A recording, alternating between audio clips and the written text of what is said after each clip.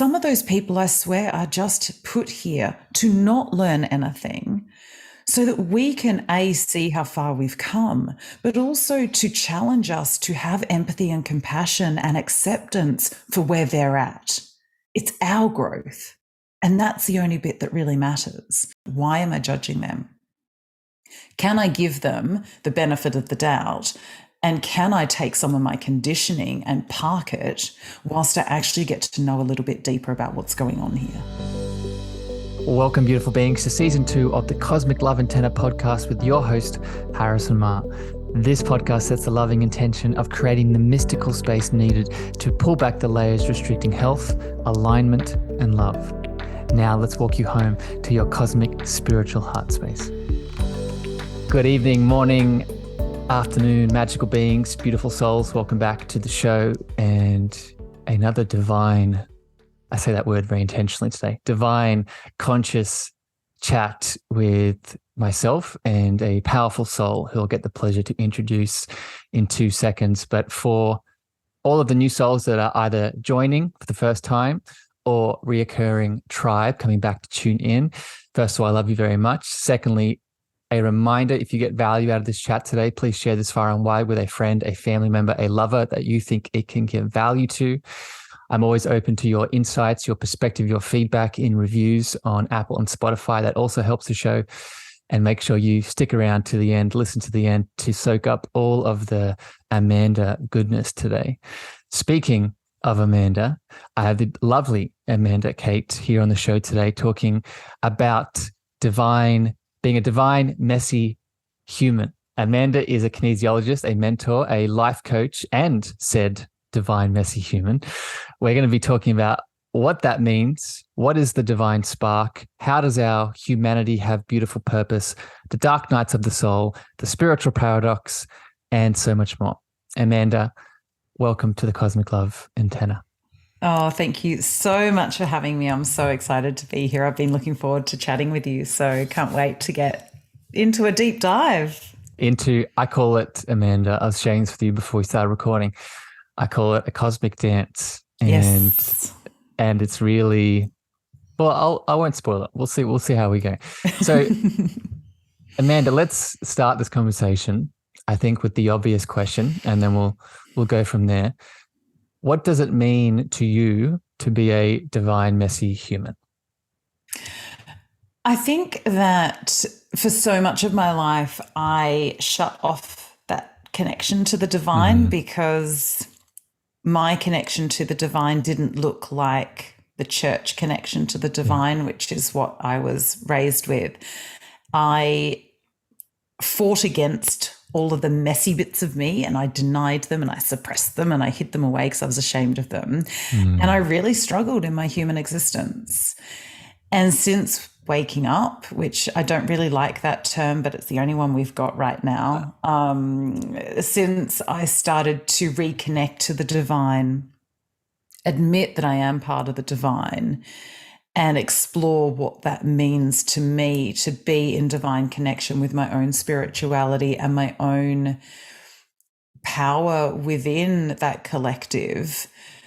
And the more that I have loved and embraced and accepted all of the messiness that is me, the more my human experience has eased and become freer and more empowered and just generally more enjoyable. It doesn't mean that the shitty bit's not still happening. Yeah. It just means that I go through it in such a different way. Yeah.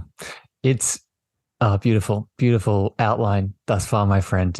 I think I can feel all of the souls listening sort of resonating with that, because I think what you're doing in many ways, and we'll speak about your book at the end of the show, but I think what you're doing just by being you and embodying this message is you're giving everyone else permission to do the same, right? And I feel like you know that, but it's a nice reflection to see here in this moment, because this is not a Amanda thing. This is not a Harrison thing. This is a shift, and the word surrender comes in, right? So let's speak about that, Amanda. When you think of that word surrender in relation to this process of being the divine, messy being that you are. How important is it? Oh my God. Yeah, brilliant question. It's really interesting. When you were saying surrender, there is still that part of my body that goes, no, I will not. There's still that bit of, I've got this, I can soldier through.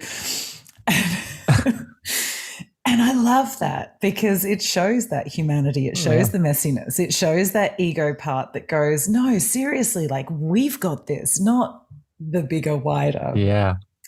And yet there is also that feeling at exactly the same time. And, this goes into that spiritual paradox. At the same time, there's this other part of me that is that divinity going, oh, that is the only way. And there's a softening and a trust. And I think that's the difference. When I was saying that I was surrendering before I truly actually surrendered and understood what surrender was, surrender had a bit of a feeling of giving up to me. It had a bit of a feeling of, I can't control it, failure. Yes, I'm out of control. I'm failing. I'm not good enough. I'm not worthy. So I've just got to give up and it'll be what it'll be. But I had this massive epiphany a couple of years ago, or 18 months ago roughly, where I had no choice but to surrender. I was forced into surrender, and it was the most painful, soul-cracking, open, just discomfort that I think I've ever been through. And I thought I'd been through some big nights of the soul. And this is, Amanda, this is the story connected to you being a mum, correct? Yes. Yeah. So that was when I really got into that surrender. Yeah. Pause there, because I do. Yes. I want to hear you speak about that, because that's I love that story. You shared a bit with me before, and I wanted to hear that. But let's first break down, because what you're describing here is the difference between, like you beautifully highlighted, the failure type of surrender and the loving, compassionate, trusting surrender, right? And a big part of this show is connecting into the consciousness of love that we are. And I want to hear your thoughts on this. Do you feel that love is a part of that, right? This difference here between the forcing surrender, the failure surrender, versus the compassionate, softening surrender that you're talking about? For me, I think the biggest bit, it all does come under love, but I think the biggest key for me to unlock it was actually trust. In those moments where I am the one that is forcing and the striving and the I'm not going to fail and now I've just got to give up because there's no other choice, that kind of, not surrender. There is no trust there. There is still this, I must control it. In the other surrender, there is a relinquishing. Oh, yeah, relinquishing is a beautiful word. I think there is a true direct connection to God, source, love, divinity, whatever you want to call it, that higher power. There is this, it's like you break through all of that cloud above you and you get straight into the source. And there is this deep cellular trust and knowingness that it's being looked after. That you may not be able to see it in that moment. You may not be able to see all of the shit that's going on. As one of my friends and mentors says, you can't see all of the pieces on the chessboard moving. And so you're standing there going, nothing's happening. But behind the scenes, they are moving the pieces on the chessboard. And it's like you all of a sudden in this moment, in that moment of surrendering to that higher power and to that divine path, there is a cellular knowingness and trust that things are being shifted in the way they're supposed to be shifted. Things are opening for you in a way that they are supposed to open, even if it's not the way you want them to. And that surrendering is almost like when you have a toddler or a baby just collapse into your arms, going, "You've got me. You've got to have got me because you're the big person here." It's kind of that It's similar exactly, feeling. I think it's exactly that, my friend. I think that is a beautiful imagery because what that factors in now is the inner child dynamic, right? And what that image of like the external child in what you just described is exactly what's happening inside of us. Because this brings up a question and a share I want to get your thoughts on. And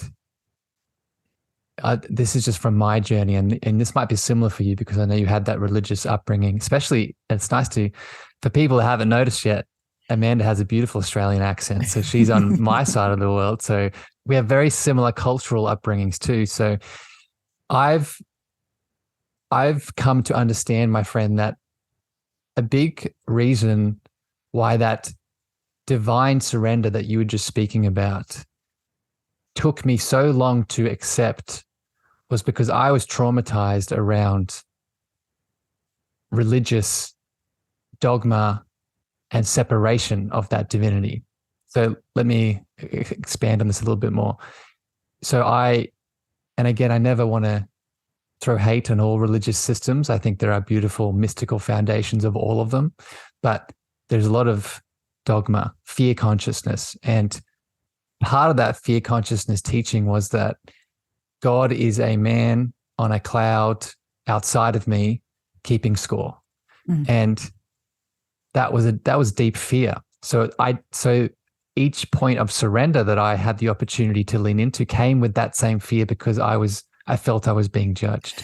And you can't access him directly. You have to go through the intermediaries between you and him. It's not a direct access. So just to add to that, it's Please. not just that he's up in a cloud wearing a dress, by the way, which is kind of, just beautiful symbology because he's got to be this big, manly, fire and brimstone. But we'll put him in a dress, which brings up a whole other story. Let's maybe not go there. We'll talk about the patriarchy next. But putting all of those intermediaries in, you can't go straight to God. You have to go via your priest and via Jesus. And you're like, and so that in the symbology is also really important, I think. Yeah. So, and I just share that because I know that that's why that surrender for me to my own, because even in your description, it's easy to get lost and think there is still separation between the small self, that is me, that is the ego, that is surrendering to the big self, that is the divine. But both of those pieces are still me. They're still... Yes. It's all the one. Yeah, it's all the one. But obviously from our human perspective, we often still... And again, I think this is part of trying to find metaphors to describe the human experience, because there aren't any words for the way that surrender feels in the body, but it's like you are completely leaning on that greater power, but that greater power is you. And it's not you at the same time, like it's everything. And the same way that there's that part of, like I said at the very beginning, when you asked me about surrender, I'm like, there's still that part of me that goes, I got this. Of course there is, because my ego is here to keep me safe. Of course there's that part of me. It doesn't mean that I'm rejecting that part. I will listen to it. That's why I mentioned it first, because it needs to know I'm not fighting against it, that I'm learning to love it, and that it can be a very useful companion when we all work together. Yeah, that's so key. I'm not about this death to the ego. I am about, we need to bring it in and know that it's loved, because I think the more we fight it and go, death to the ego, the more we're creating that separation within us. Whereas that ego is such an important part of our 3D reality.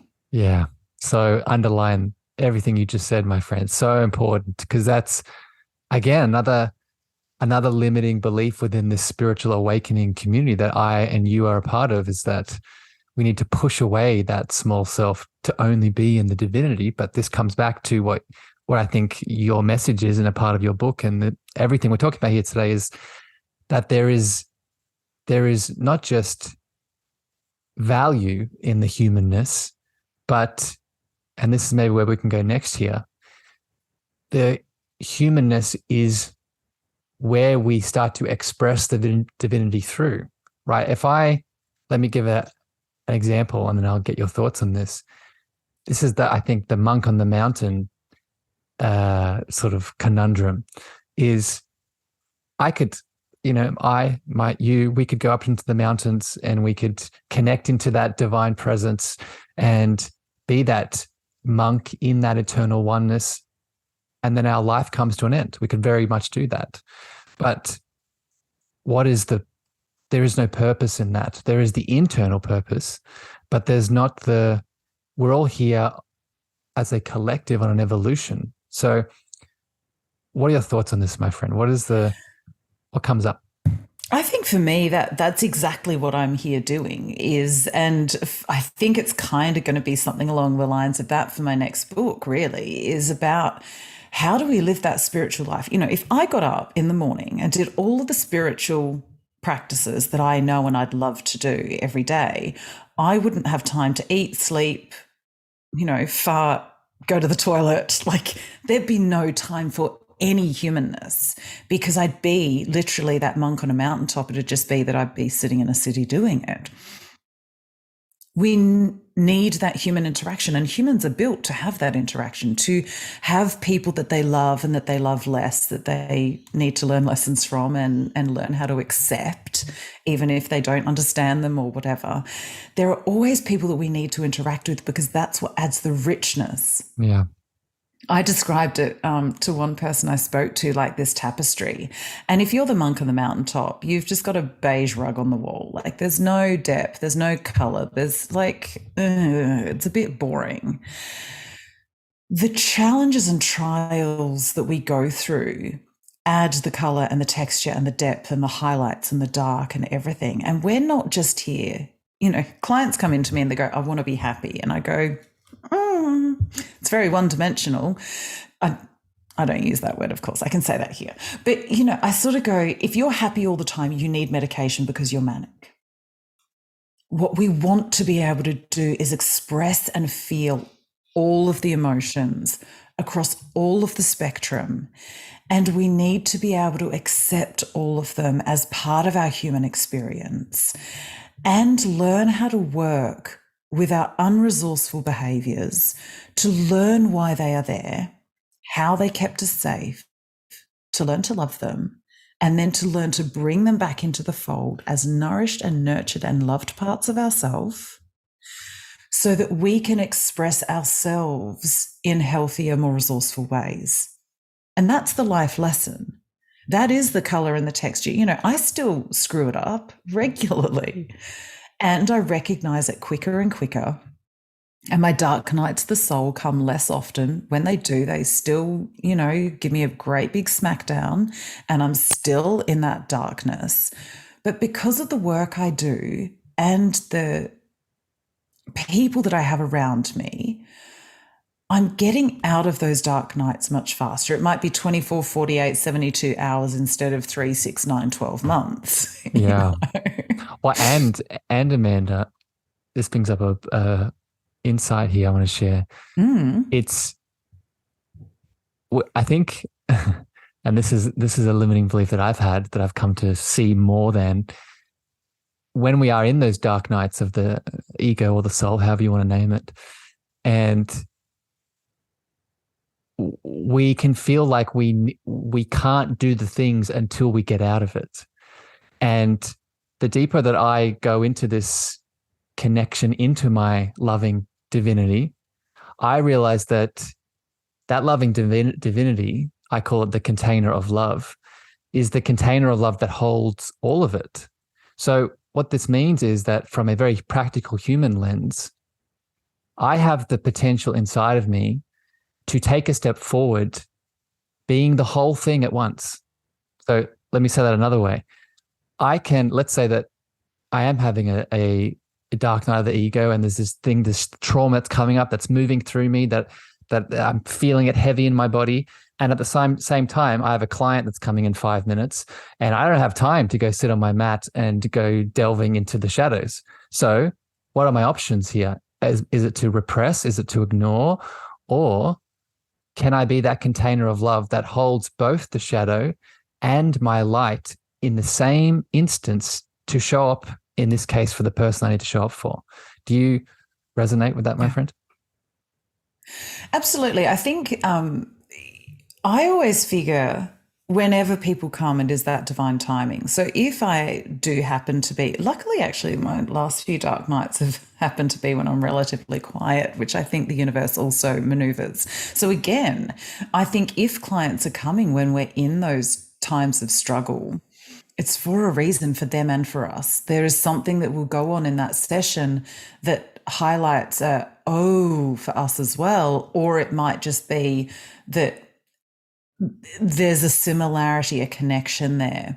I also find when I first started working, I'd be working on my stuff and clients would sort of drop away. And then as I moved through, they'd all come back again.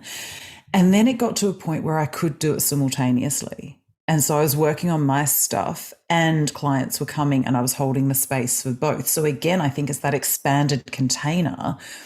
As we build out those muscles and we increase that capacity, we're able to do the two simultaneously.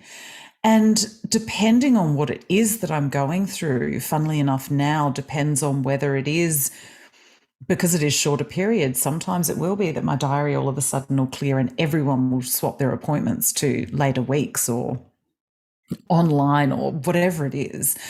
And you go, and then you fall down this hole and you're like, okay, I see it now. I needed a bit of space for me to do it. So, but again, there's that trust that everything is happening for a reason and in divine timing. It is happening exactly the way that it all needs to happen. And that trust is super, super important. For people listening, I just want to expand this. This is not, again, it's not just an Amanda having clients, Harrison having clients. This in all relationships, but this is a doing life thing. Doing life thing, in relationship thing. And I share that because I know a lot of the listeners are healers and light workers, but some of you might be working a 9 to 5 at a bank or wherever it is, and this is there. It's happening. We just have to be open to see it. Let's a term, my friend, that applies to this dynamic of the flow of ego and divinity in relationships is, I refer to it as being a two-way channel. And what I mean by this is I do a lot of channeling work and I connect into different parts of me to share with other people. And this is what I want to get your views on. As we start to awaken, I think it's easy for us to get a God complex. And I say that word very intentionally because this is where the spiritual ego can come in, and we can feel like, oh, I've got all the answers. I've unlocked all the gifts. And in this relationship, whether it's someone I'm healing, whether it's a family member, whether it's a friend, it's only going one way. It's only going, I'm giving all the things and there's nothing coming back. But like you said previously, I think if we open our heart, there's not just shadows coming back that are triggering us, but there's also their light and their lessons that we can open ourselves to. Have you noticed this? The way I think I went through a massive shift about this. Oh, gosh, it was a number of years ago now. Gosh, I think it was 2018. I had a conversation with somebody and it was one of those, whoa, that makes a lot of sense. When we rush in to rescue people, we are disempowering them. When do we learn our biggest lessons and gain most of our resources? It's not when things are going well. It's when we are face down in the muck and we are going, how the fuck am I getting out of this? And we feel like there's no one standing around to pick us up and wipe us off and give us the tools and give us the answers. We are wallowing in that muck and we can't get out. And all of a sudden we get that spark of brilliance, or we have somebody's name come across our consciousness who we book in with and have a session with, whatever it is. There's something that happens. And all of a sudden we find these tools that we didn't know that we had.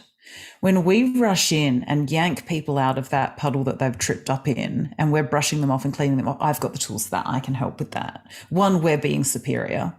I've got all the answers. That's fine, which makes us feel great. Ego, yeah. Yeah.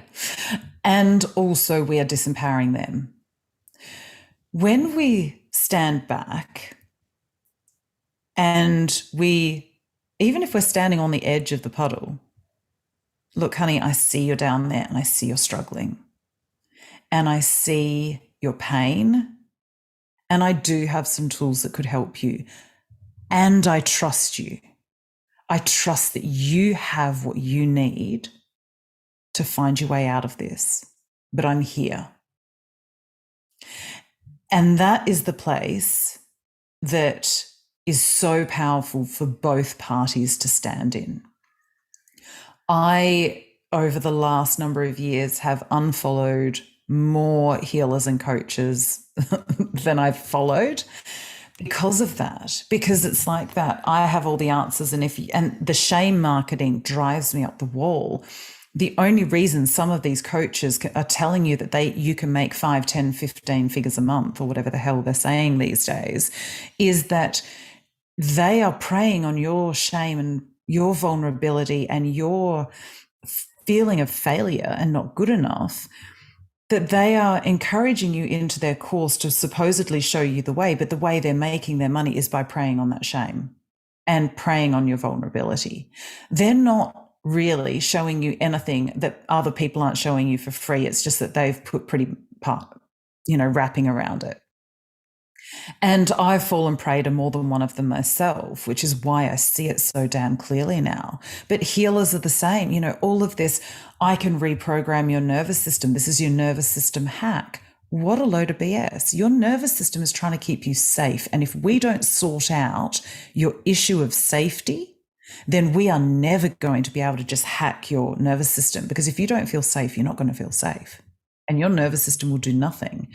And so that's where I see that kind of God complex versus that holding space is, it's a harder space to stand in, because we do have a lot of the answers, because we've done a lot of the courses and we've gone through our own dark nights.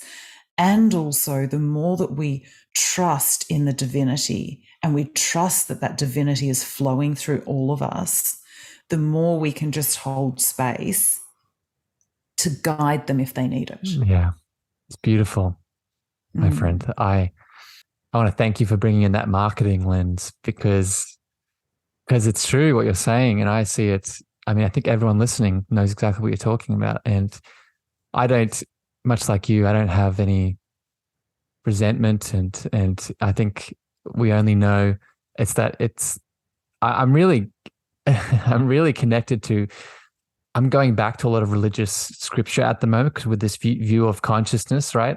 And the scripture that comes up is, forgive them, Father, for they know not what they do. Yeah. Right. Yeah. And it's exactly what you're saying. All these, I'll bring in another lens here, right? We only, from the Vedic perspective, there is no outside objective reality. There is just our internal consciousness that we project out and see. So going back to your example of all the marketers and, selling things from this lens of fear, this lens of I'm not enoughness, it's a reflection to a degree of their not enoughness, to a part of them that is wanting that attention. So it's the answer for both them and I think the new, if you want to call them the new light workers, the new awakening souls that I would count us as a part of, my friend, is love, right? Let's empower with the love frequency that people are. And I'll get your thoughts on this. Even the most unhealed, wounded, traumatized being that is just in it still, right? It's just unconscious, like I was, like you were. I think even that being has the potential to see something. Let's say Amanda's marketing her book or is doing a Facebook post, but it is one of self-empowerment. It is one of I call it the love mirror, to help them see themselves. I think there is still a part of them that feels that, even though there's just so much illusion and obscurity still there's still a part of them that is pulled towards it. Have you noticed this? Do you agree? I I use a bit of a funny analogy here, and I'll put it out to you guys and see how it lands. But this is the way I describe it to people: is I remember when my son was 18 months old, and he's now 17 and 6'3", nearly 6'4". So he's slightly not that anymore. But I remember him as this little 18-month-old, toddling around, wanting to help mum with all the jobs. And he had this little pair of grey overalls and a blue and green striped shirt underneath, looked super cute. And I'd go and do jobs with a big adult toolkit, and he'd run into the playroom and grab his little wooden toolkit or his little plastic toolkit. He had one of both, sometimes a bit of both. And he'd come back and help me with the adult jobs. Now, clearly, when you're hammering in nails, a plastic hammer's not going to do much. And those kiddie screwdrivers that are plastic and have, really thick, I don't know what you call them, heads on them, aren't going to screw real screws. But he thought he was doing an amazing job. So those unresourceful people out there, I still actually see them dressed in that outfit, running and grabbing that toolkit to play in a big adult game. Now, we have a hardware store here. Other hardware stores are available called Bunnings. I only use them because they're everywhere. But some people see them. I see it and I go, I know that I can build myself this incredible castle. I can build myself whatever the hell I want to from what's in there. And if they don't have it, I also know they can order it in. So I would be able to get all of my building needs to build myself this incredible castle. I don't know how to use all those tools yet. I don't even know what half of the tools are, but I want to learn and I want to know more than I know now because I don't know all of the things. Now, there are people like me out there who understand that. Other people will be driving down the road and won't even see those massive warehouses on the side of the road because they're just not looking for it. Others will see it and go, yeah, that's not for me. Others will pull into the car park and grab a sausage. Again, a bit of an Aussie joke. You'll need to Google it, guys. Sorry. You'll see it. Google Bunnings, Bunnings barbecue, and you'll see it. Yeah.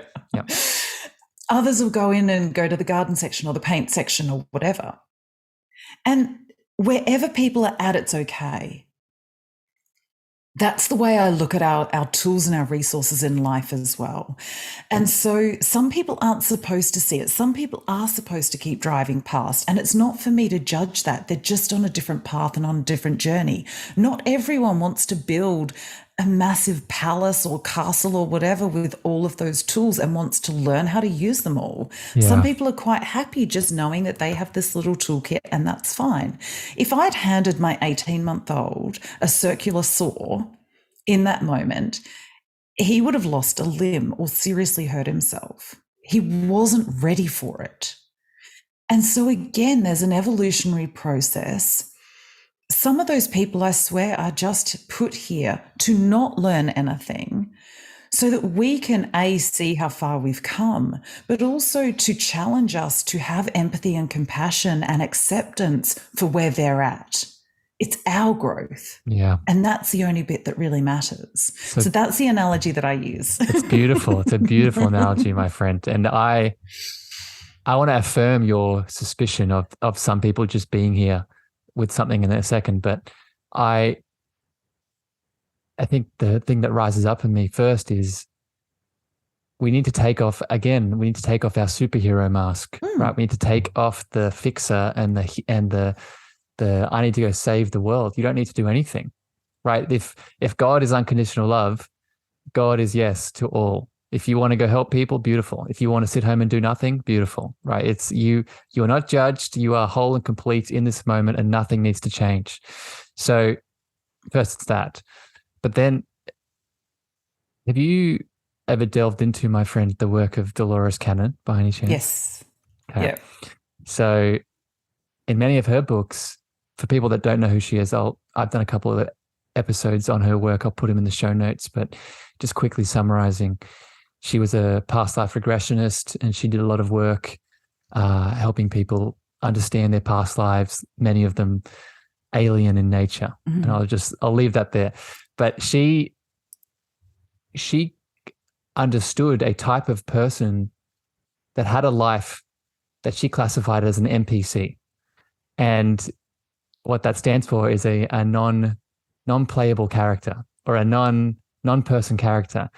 And what it alludes to is what you're saying, is that there are souls that have incarnations, maybe in this life right now that we're all in, that are just there to be unconscious the whole time, that are just there to be asleep. And I say this with no judgment whatsoever, just to live their lives, doing their thing, and then pass on and come back again or not.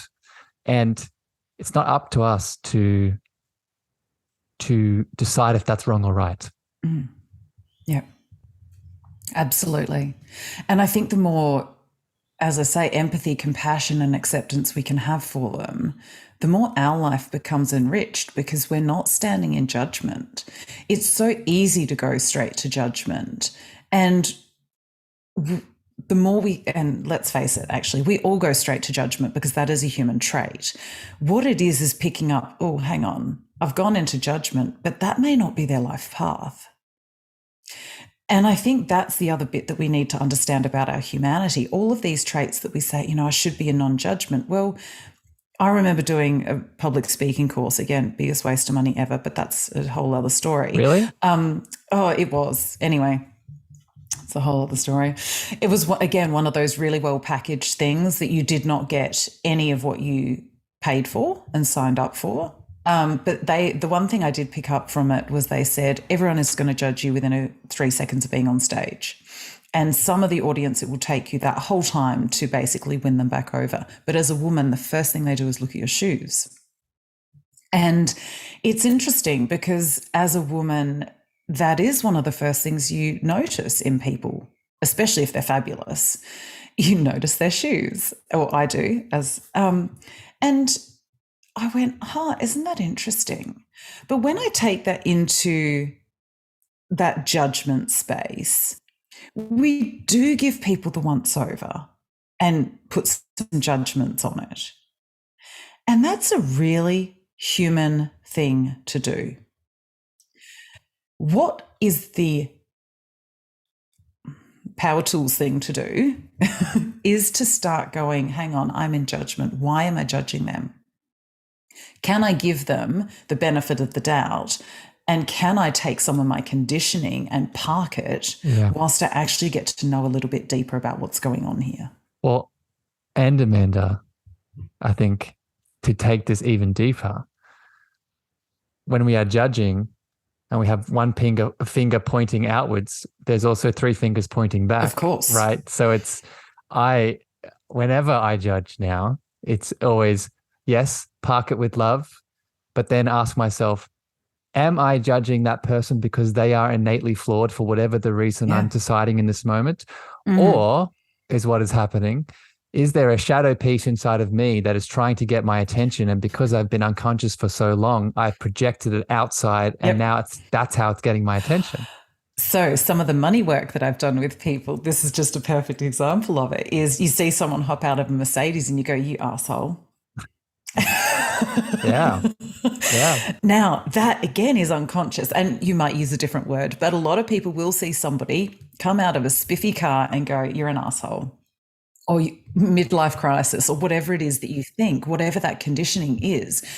Now, that is what we are programmed to do. That is where we can notice the programming. Okay, so hang on a minute. And I now pick it up. I'm going, I actually don't like their car or want their car, to be honest. And you know what? Kudos to them for having earned enough money to be able to buy it and have fun with it.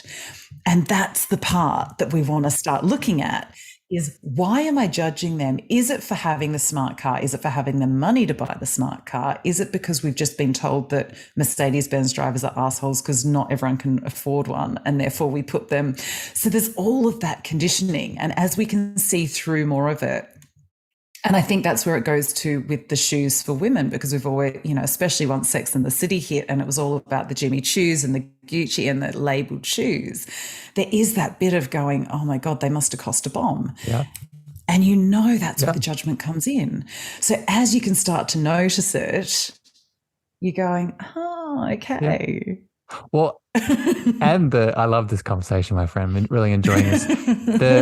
That envy, you can actually flip. So you spoke about it briefly, but I want to just expand it further so everyone heard it.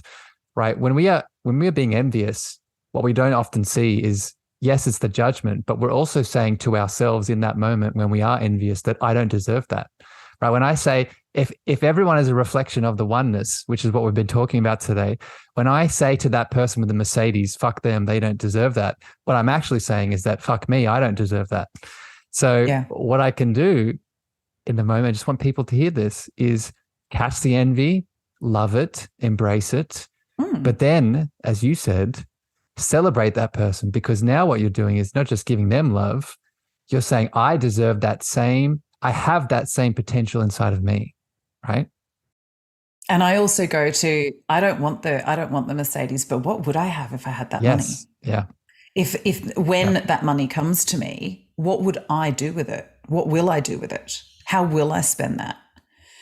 And looking at, for me, it's buying a car with a decent tow system and a caravan. Like, that's what my partner and I want. And so for me, when I see that, I'm like, yeah, I'm going to have one of those soon. Yeah. You take the potential of it. That's my dream. Yeah. And change it into what your dream is and give them love and go, and this is actually how I got, how I manifested my relationship. If you've got your, Mercedes, guess what? Mine's coming to me. It's just not the right time yet. With my partner, I have this couple who are just phenomenal. They've been together 25, 30 years. They are just that couple that you go, oh my God, I want that. Or I did. I went, oh my God, I want that. That's what I want in my partnership. I want the support and the love and the reciprocity and all of that stuff. And you feel it when you're with them, and they still laugh crazily together and do all the things. And so for me, I went, you know what, if they can find each other, my other half is out there too. If they have each other, they are my proof that my other half is looking for me as much as I'm looking for them. And so whether it be a Mercedes or a partner or whatever we want to use, if we just have that one example, it proves that it's out there for us too. Yeah. Coming sort of full circle here, this is really what it means to be a divine, messy human, right?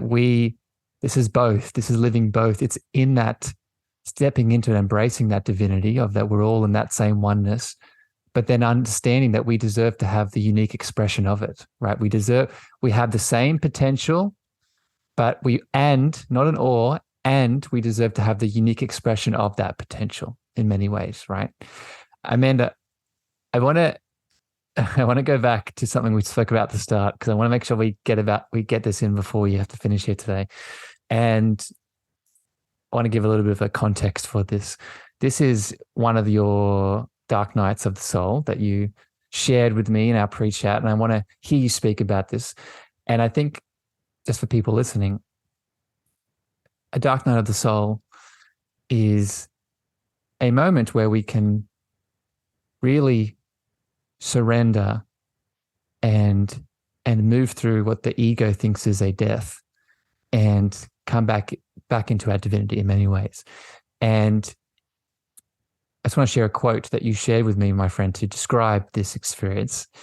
You said to me, you got to the point within your dark night of the ego, dark night of the soul, that you opened up your heart and there was a request of take me home or make me Jesus, which humor aside, I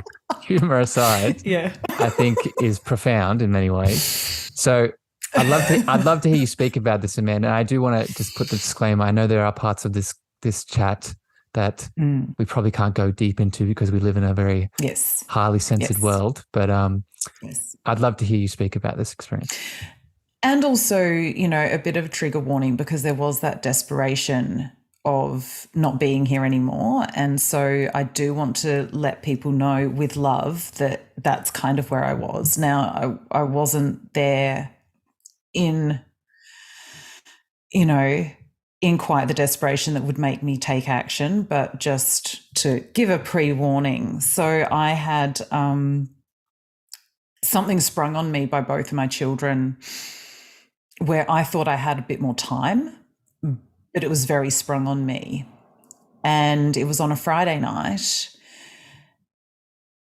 And I just literally melted down. I was going, I can't protect my children anymore. I don't know if they're still going to be with me within a week. I don't know what's going to happen. We don't have enough information.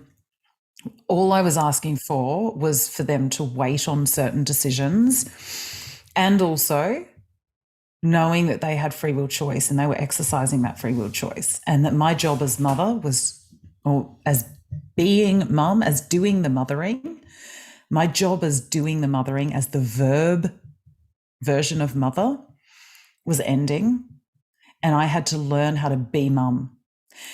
And instead of having, a few years to practice this, as, my kids were gradually going through high school and then going to university and leaving home or whatever they were doing, I was doing it in a week of needing to relinquish my control over them, needing to relinquish the doing of the mothering, and needing to evolve into being mum and being the noun and just being there to hold space for them. And it floored me, literally floored me. And it makes me emotional even just thinking of it, because it was so viscerally painful. I felt like I was literally cracking open.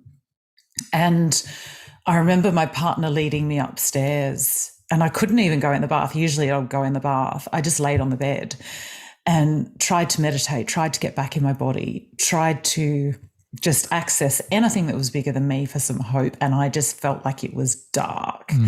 And I honestly thought that within the week I could be holding 1 or 2 dead children in my arms. And I know that's the panic and that's the visceral fear, but that's where I was. And I'm going, how do I live? That's real to you, right? Yeah. And how do I live through this? How do I keep living if that happens? And I sat there, and in the end, I opened up my curtains so I could look out at the night sky in my bedroom, which is upstairs.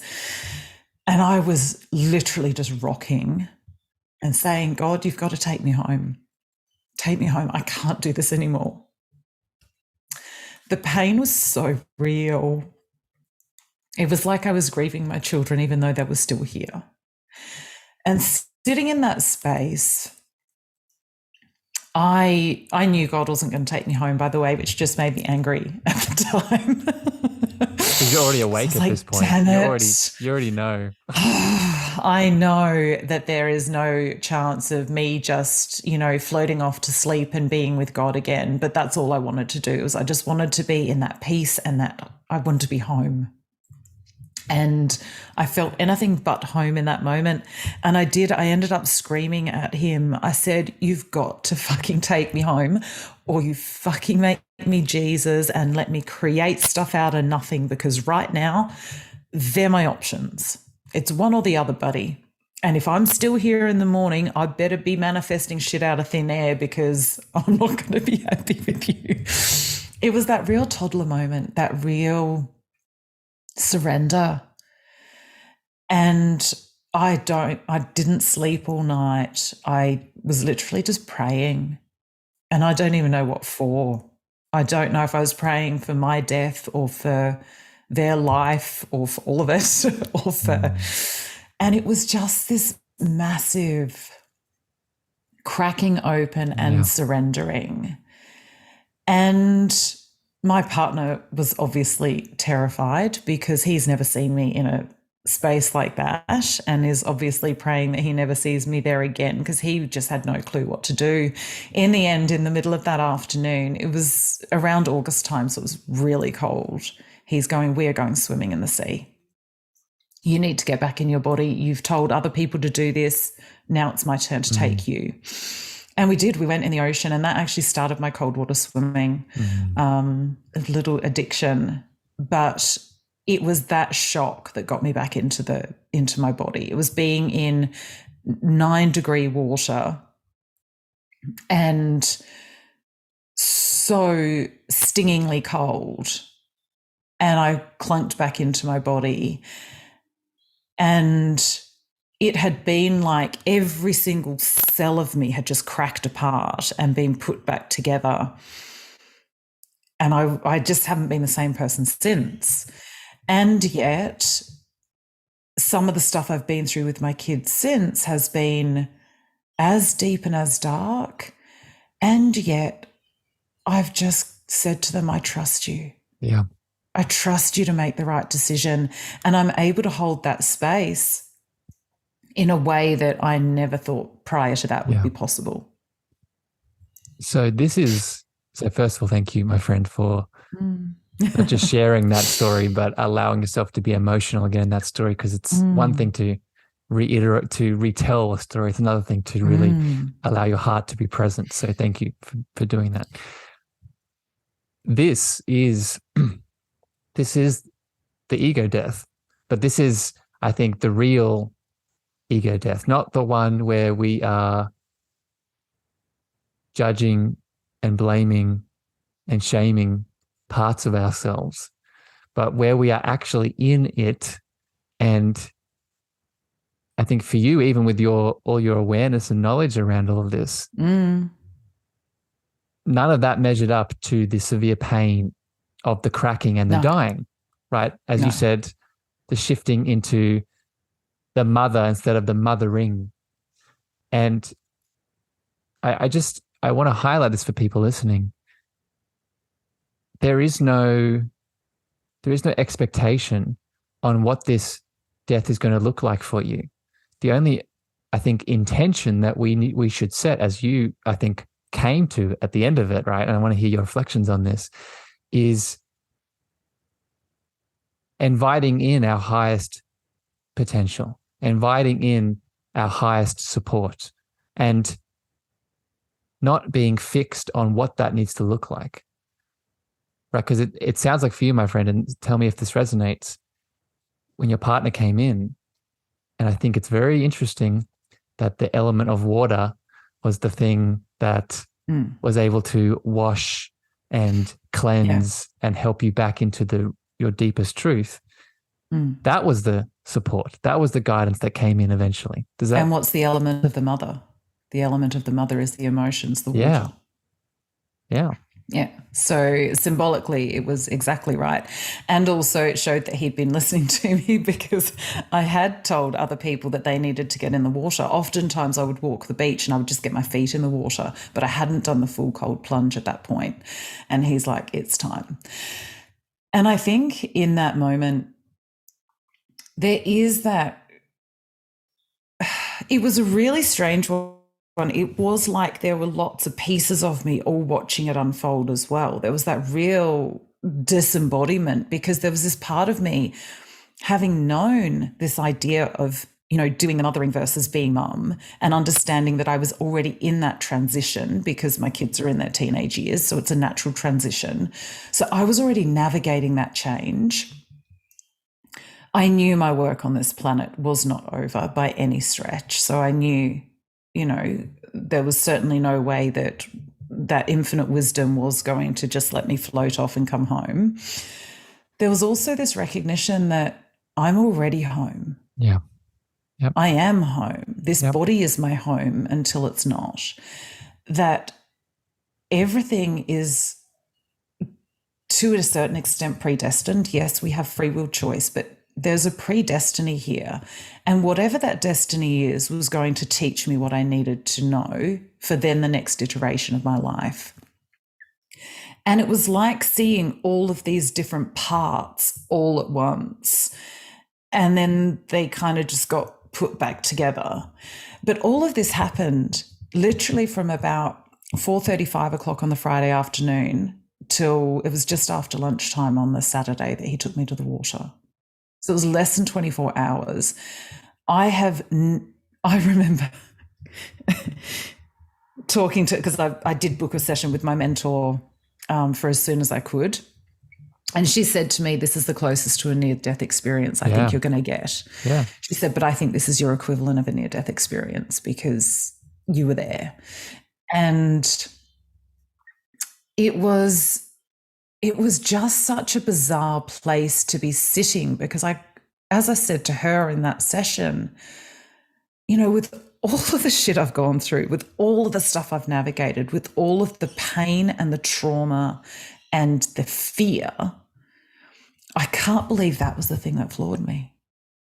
That, like, in hindsight, it's such a small thing because I have all the skills and tools to help them through what they went through. Yeah. Like, I can do that. That's what I'm trained for. And yet in that moment, I couldn't see that. Yeah. I think I want to go back to your imagery of all the pieces, but I think this is why we need to remove all the stories that we have around our reality, right? I am the teacher that can do these things, or I am the mum that can do these things, or I am the coach. And it obscures us from what reality actually is, even within our own internal world, right? But your description of all these pieces of me, I think is more correct than you even realize, my friend. So I do a lot of work in this world myself, and whether it's through the psychoanalytical lens of your internal family system or the ancestral healing world of family constellations, or you look, this is the work that I do, your group consciousness. Yes. Inside of us, we're not just one thing, right? We are this constellation, this system, this group of, again, and parts from the shaman lens, fragments, right? This is all the same thing that helps us to see that when we are triggered and wounded and moving through pain, we have access to all these things, right? And what are they coming back to? What is that space that they're all coming back to, right? It's that loving presence that we've been speaking about this whole time. So I love it, Amanda. Thank you for sharing that story. And I hope it hit the hearts of people listening. I have one more question for you here today before we finish. But before we get to that, if the tribe listening has been pulled to your heart, your spirit, your soul, all of the essence that you're sharing with us today, I know you have the book. I think it's out already, correct? Yes, or is it coming out? It is. Yep. So do you want to share about that? And if people want to reach out to you, where should they go? The book you can find on Amazon, Kindle, most places. If you just Google Divine Messy Human, you'll find a bookstore near you. And the best place to contact me is amandakate.com.au. All my social links are there. I finally updated them, so I have all of them there now instead of... This is your first book, Amanda? It is my first book. Well, it's actually my second book. I was in a collaborative book called The Anxiety Relief Handbook before that, but yeah, it's my first solo work, so I kind of consider it my first book. Can I ask, just curiosity, because I'm at the time of this recording, I'm just about to release my own, and I'm just curious, what has the birthing process been like for you? It's funny that you ask it like that, actually, because as soon as you did that, both of my labors with my children were very fast. My son, I had in 4 hours. My daughter, I had in 2.5 hours. Now, my book, from typing my first words to holding it in my hands, was 120 days. I literally, when I started writing, my coach that I was working with at the time, he gave me the assignment in the middle of the October, and he said, by Christmas you will be holding, or by the end of the year, he said, you'll be holding your manuscript. And I went, bullshit, I won't be. He said, something to aim for. I had emailed it to my editor by the 30th of November, so it was 5 weeks for me to get the manuscript out of me. And yeah, so it was fast and it was quick and it was unexpected and almost divine. Oh, it was. Once I'd created that channel, and also I'd needed to go through the certain healing parts that I'd gone through So I understood as I was writing it why it hadn't come out earlier, because it had been in my consciousness for about 5 years. And then, yeah, through December, we actually really didn't touch it a lot. And then January was editing, typesetting. Yeah. All the things. But it was fast and amazing. And I launched it on the 22nd of the 2nd, 22. So it's Beautiful. almost been a year now. Yeah. So that's been my experience too. So I'm happy that you shared it like that, because it encourages people listening. Because I know specific souls come to mind, but anyone tuning into this, again, this is another example of, if this feels like your path to share your divine, messy humanness, right? It's there. It's understand that divine timing of it. My friend, my last question here for you today is, this is the cosmic love antenna. And one of the reasons I've named it that is, as a child, as I alluded to at the start of our chat, I grew up in a religious environment, and I became very disenchanted with the idea that my higher power was on the cloud in the dress judging me.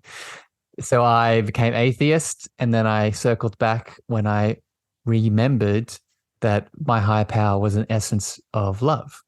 So I'm wondering, my friend, in your world, how do you define that love word?